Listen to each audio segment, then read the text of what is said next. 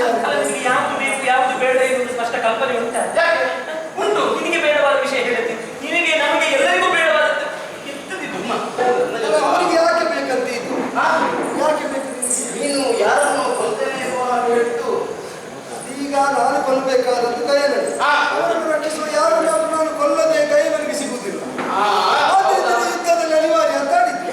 ಅನಿವಾರ್ಯ ಯುದ್ಧ ಅನಿವಾರ್ಯ ಆಗುವಾಗ ಸಂಶಯ ಬದಲಾಗಿ ಮಗಬಲ್ಲದು. ನಾನು ಯುದ್ಧಕ್ಕಾಗಿ ಬಂದವ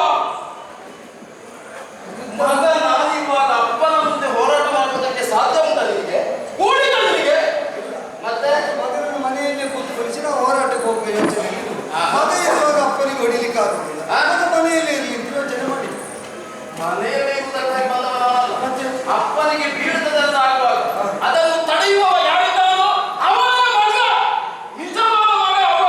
ಮಾತೆಲ್ಲ ಕೇಳಲಿಕ್ಕೆ ರೋಚಕವಾಗುಂಟು. ಮತ್ತೆ ಆದ್ರೆ ನೀನು ಇಷ್ಟಿರುವುದು ಇಷ್ಟಕ್ಕೆ ಇರುವುದು ನೀನೀಗ ಹೋರಾಟ ಮಾಡ್ತೀಯ. ಏನು ಮಾಡಲ್ಲ. ನಿನಗೆ ಬಿಲ್ಲು ಹಿಡಿಬೇಕು ಅಂತ ಹೇಳಿ ಕೊಟ್ಟಿದ್ದಾರೆ. ಯಾಕೆ? ಅಲ್ಲ, ನಿನಗೆ ಬಿಲ್ಲು ಹಿಡಿಬೇಕು ಅಂತ ಹೇಳಿ ಕೊಟ್ಟಿದ್ದಾರೆ. ಬಿಲ್ಲೆಲ್ಲ ಬೇಕು ಅಂತಿಲ್ಲಮ್ಮ. ಮತ್ತೆ ಕೈಗೆ ಸಿಕ್ಕಿದೆಲ್ಲ ಬಿಸಾಡುತ್ತೆ. ಆಟಿಕೆ ಅಂತ ಭಾವಿಸಿದ್ದೇನೆ ನನಗೆ ರಾಮಾಯಣದ ಕಥೆ ಹೇಳಿದ್ದು ಹೆಚ್ಚಾಯ್ತು. ಅಲ್ಲಿ ಮಂಗಗಳು ಹೋರಾಟ ಮಾಡುವಾಗ ಸಿಕ್ಕಿದ ಬಂಡೆಯನ್ನು, ಪರ್ವತವನ್ನು, ಕಲ್ಲು ಎಲ್ಲವನ್ನು ತೆಗೆದು ಎಸೆಯುವುದಲ್ಲ. ಈಗ ಮಂಗಗಳು ಎಸೆದರು ಪರಿಣಾಮ ಏನು? ಎಲ್ಲರೂ ಸೋತಿದ್ದಾರೆ. ಅದು ಮಂಗಗಳು ಎಸೆಯುವಾಗ ಎಸೆಯಬೇಕು, ಮಗು ಮಂಗಾಗಿ ಎಸೆಯುವುದಲ್ಲ. ಈಗ ನೀನು ಹೋರಾಟ ಮಾಡ್ತೇನೆ. ಯಾರಲ್ಲಿ? ನಿಮ್ಮಲ್ಲಿ. ಈಗ ನಾವೆಂತದ್ದು ನಿನಗೆ?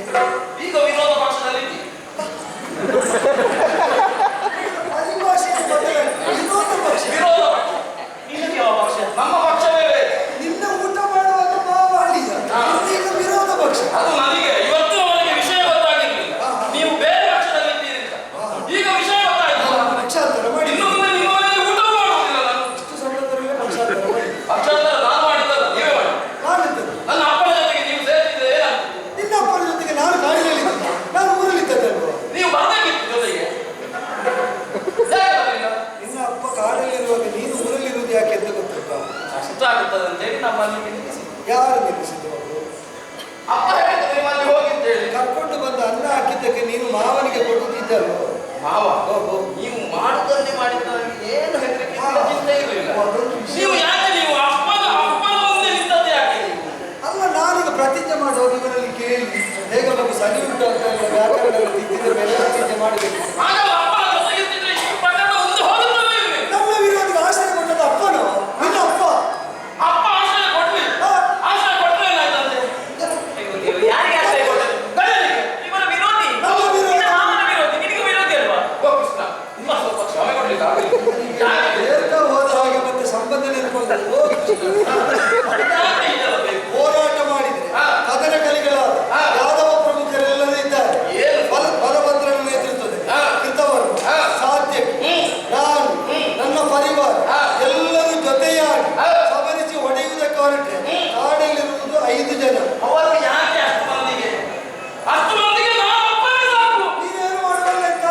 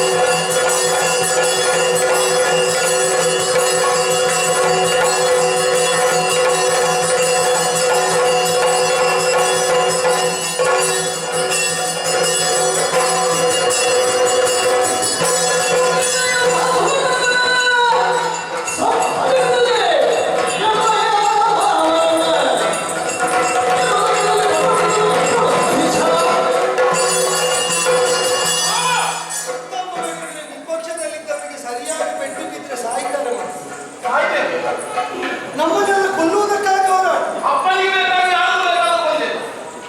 ಈಗ ಅಪ್ಪ ರಕ್ಷಣೆಗೊಳಗಾಗಬೇಕು. ಅಪ್ಪನಿಗೆ ಆಪತ್ತಿಗೆ ಮಗ ಓದಬೇಕು, ನ್ಯಾಯವು. ಆದರೆ ಹೊಡೆಯುವಾಗ ಎದುರಿದ್ದವ ಮಾವ ಮಾವನಿಗೂ ಕೂಡ ಪೂಜನೆ ತುಲ್ಯನೇ ಅಲ್ವಾ? ಆ ಮಾವನಿಗೂ ವಂದಿಸಿ ಗೌರವಿಸಬೇಕಾದರು. ಆ ಮಾವನಿಗೆ ಹೊಡೆಯುತ್ತಾರೆ. ಈಗ ಅಪ್ಪನಿಗೆ ಪೆಟ್ಟು ಬೀಳಬಾರದು ಅಂತ ಹೇಳುವ ಮಾವನನ್ನು ರಕ್ಷಿಸಬೇಕು.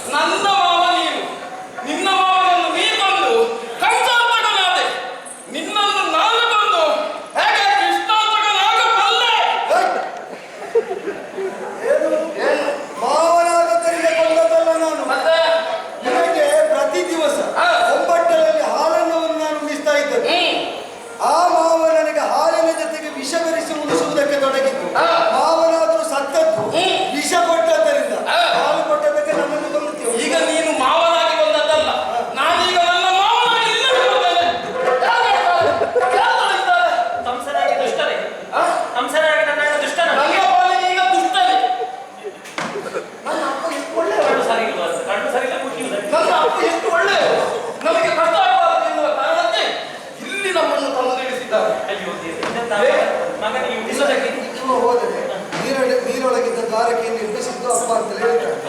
ಯಾದವರಿಗೆ ಗತಿ ತೋರಿಸಿದ್ದು ಅಪ್ಪ ಅಂತ ಹೇಳ್ತಾರೆ. ನಿನ್ನ ಅಪ್ಪ ಇದ್ದದ್ದನ್ನು ಜೀವನದಲ್ಲಿ ಕಳೆದುಕೊಂಡು ಕಾಡಾಡಿಯಾದದ್ದು. ಆ ಕಾರಣದಲ್ಲಿ ಕಷ್ಟ ಅನುಭವಿಸುತ್ತೇನೆ ಅಂತ ತಾಯಿ ಮಗನಿಗೆ ತಂದು ಸಲ ಇದಕ್ಕೆ ಅವನಿಗೆ ಕೊಡುವ ಫಲ ಇದಲ್ವ?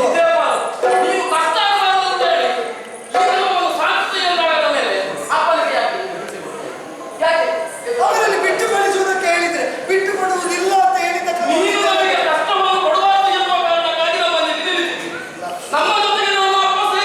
ಸುಭದ್ರೆ ನನಗೆ ಅರ್ಥ ಆಯ್ತು. ನನಗೆ ಅರ್ಥ ಆಯ್ತು. ಈ ಹುಡುಗರಲ್ಲಿ ಹೀಗೆ ಹೇಳಿಸುವುದಕ್ಕೆ ನೀವು ಅಪ್ಪ ಬಂದಿರೋದು ಸೇರಿ ಇವರಲ್ಲಿ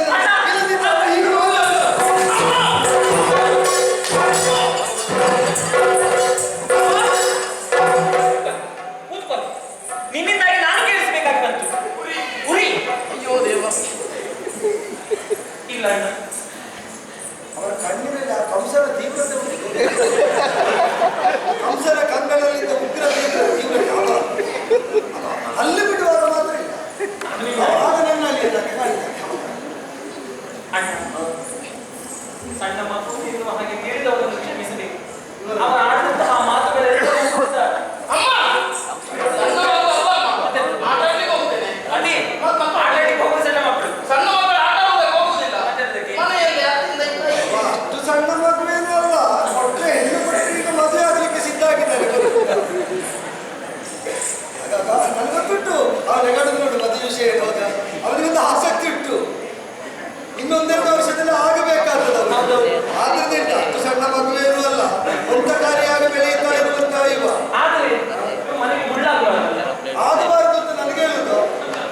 ಅವರಿಂದ ಬಂದಂತಹ ಮಾತುಗಳೆಲ್ಲ ನಾನು ಹೇಳಿಕೊಟ್ಟ ಮಾತುಗಳಲ್ಲ ಅಥವಾ ನಾವಿಬ್ಬರು ಹೇಳಿಕೊಟ್ಟ ಮಾತುಗಳಲ್ಲ. ಅವರನ್ನು ತಿದ್ದಿ ತೀಡಬೇಕಾದವಳು ನೀನು, ಅದಲ್ಲ ಅಂತಾದ್ರೆ ನಾನು ಜಾಗ್ರತೆ ಮಾಡಿ ಅವಿವೇಚಿತವಾಗಿ ಹಿರಿಯರ ರಕ್ಷೆಯ ಕಕ್ಷೆಯನ್ನು ಮೀರಿ ದುರಕಡಕ್ಕೆ ತುಂಬಿಕ್ಕಿದರೆ ಯಾವ ಕಾಲಕ್ಕೂ ಆ ಹುಡುಗನಿಗೆ ಅಪಾಯ ಉಂಟು. ಹಾಗೆ ಹೋಗದಂತೆ ತಡೆಯುವ ಹೊಣೆ ನಿನಗೆ ಇವತ್ತಿಗೆ ಅಂತಲ್ಲ ಯಾವತ್ತಿಗೂ ನಿನಗೆ ಸರಿಯಾಗಿ ನೆನಪಿರಬೇಕು.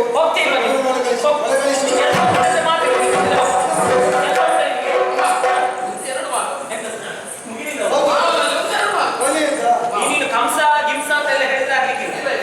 ಒಂದೇ ಮಾವಾಗ್ಲೇ ಹೇಳ ಕೊಡ್ಲಿಕ್ಕೆ ಮಾವ ಇಲ್ಲಿಗೆ ಬಂದು ಅಂತ ಹೇಳಬಾರ್ದು. ಮಾವನನ್ನೇ ಮಾವ ಇಲ್ಲಿ ಬಂದು ಅಮ್ಮನಿಗೆ ಈಗ ನಾನು ಹೊಡಿಲಿಕ್ಕೆ ಬರುವಾಗ ನೀವು ನನಗೆ ಹೊಡಿತೀವಿ. ನಾನು ಏನು ಮಾಡ್ತೇನೆ ಅದಕ್ಕೆ ಬದಲಾಗಿ ನಿಮ್ಮ ಕೈಯನ್ನು ಕಟ್ಟದೆ ಕೈಯನ್ನು ಕಟ್ಟಿ ನಿನಗೆ ಹೊಡೆಯುವುದಕ್ಕೆ ಕೆಳಗೆ ನುಡಿ ಆಗ್ತದೆ. ನನ್ನ ಕೈ ಕಟ್ಟುವಾಗ ನಾನು ಕೈ ಒಟ್ಟಿ ಕೊಡಬೇಕು. ಕೈ ಇದೆಲ್ಲ ಆಮೇಲೆ ನೀನು ಕಟ್ಟಬೇಕು. ಕಟ್ಟಿದ ನನ್ನ ಕಲ್ಲಿ ಮುಂದೆ ಕೈ ಇದ್ದೇ ಏನಾಗುತ್ತದೆ ಹಿಂದಿನಿಂದ ಮತ್ತೆ ಹೇಗೆ ರೂಢಿ ಹಾಕುದು. ಮತ್ತೆ ರೂಢಿ ಹಾಕುದು ಮಾತ್ರ ಅಲ್ಲ ನಿಮ್ಮ ಮೇಲೆ ಹೇಗೆ ಇವನಿಗೆ ಕಂಸವದೆಯ ಪ್ರಸಂಗ ಯಾರು ಹೇಳಿದರು?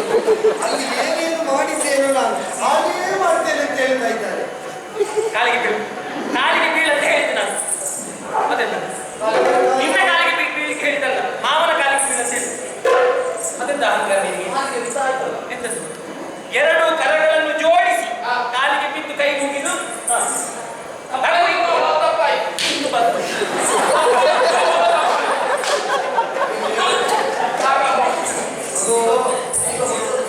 ಇನ್ನು ಕೆಲಸ ಉಂಟಾ? ಇಲ್ಲಲ್ಲ. ಶಾಸ್ತ್ರೀಯತೆಗೆ ಒಳ್ಳೆಯದು. ಕಾದಾಟದ ಅಪೇಕ್ಷೆಯು ಸಹಜವೇ.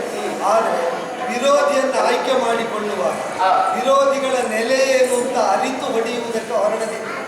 ನೀನು ಊಹಿಸದ ನೆಲೆಯಿಂದ ವಿರೋಧಿಯ ಪೆಟ್ಟು ಬಿದ್ದಿತ್ತು. ಅದು ಕೆಲವೊಂದು ಬದುಕನ್ನೇ ಇಲ್ಲವಂತಾಗಿಸಿತು.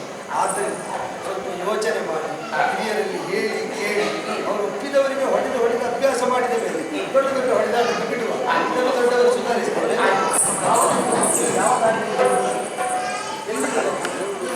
ಯುದ್ಧಕ್ಕೆ ಹೋಗುವಾಗ ಯಾವತ್ತು ನಾವು ಹೋಗುವಾಗ ಕಾಮ್ಯ ಗಮನಕ್ಕೆ ಸಾಗುವ ಆಧಾರ ನಿನಗ್ಯಾಕೆ ನೀನು ಯುದ್ಧಕ್ಕೆ ಬಾರದವರಿಗೆ ನಿನಗ್ಯಾಕೆ ಯುದ್ಧ ಮಾಡುವುದು ತಪ್ಪು ಅಂತಲೂ ಹೇಳಿದ್ದೀಗ ಮತ್ತೆ ಯಾಕೆ ನಿನಗೆ ಆಧಾರ ಯಾಕೆ? ನಮ್ಮ ಊರಲ್ಲಿದ್ದ ಮರ ಇಲ್ಲಿ ಉಂಟು ನನಗೆ ಹೇಳುದು. ಇನ್ನಲ್ಲಿ ಯಾರು ಮೇಲೆ ಹತ್ತಿಸಿ ಎರಡು ಕೈಯಲ್ಲಿ ಬಂಡೆಕಲ್ಲಿ ಮರ ನಾನು ಹೋಗ್ತೇನೆ. ಹೋಗುವಾಗ ಅಲ್ಲಿ ಸ್ವಲ್ಪ ಕೂತ್ಕೊಳ್ತೇನೆ. ಅದ್ಯಾಕೆ? ಆ ರಾಜ್ಯದಲ್ಲಿ ನೀ ಬರುವಾಗ ನಿನ್ನ ತಲೆ